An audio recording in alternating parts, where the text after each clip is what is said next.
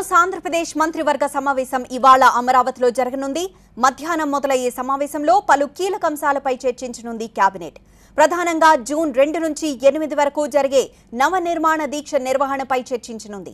June 8 నాటికి AP సీఎంగా చంద్రబాబు ప్రమాణ స్వీకారం చేసి 8 ఏళ్లు అవుతున్న సందర్భంగా ఈ దీక్ష చేపడుతోంది.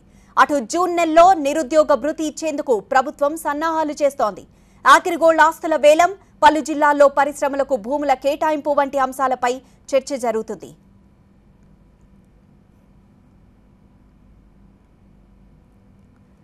జూన్ 2 నుంచి 8 వరకు ఏపీలోని అన్ని జిల్లాల్లో నవనిర్మాణ దీక్షలు చేపట్టనుంది. దీక్షలను రాష్ట్ర వ్యాప్తంగా విజయవంతంగా నిర్వహించాలని ప్రభుత్వం భావిస్తోంది. ఇప్పటికే దాదాపు 13 కోట్ల రూపాయలు ప్రభుత్వం విడుదల చేసింది.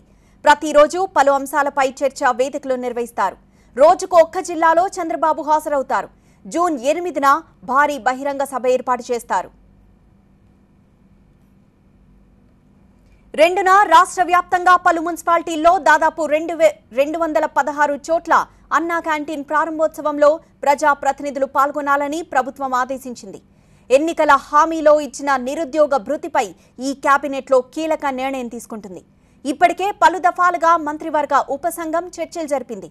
ఇవాళ కేబినెట్లో పూర్తి స్థాయిలో చర్చించి ఎంతమందికి ఇవ్వాలి, ఎంత ఇవ్వాలి, ఎవరికి ఇవ్వాలి అనే పలు విషయాలపై మంత్రివర్గం చర్చిస్తుంది.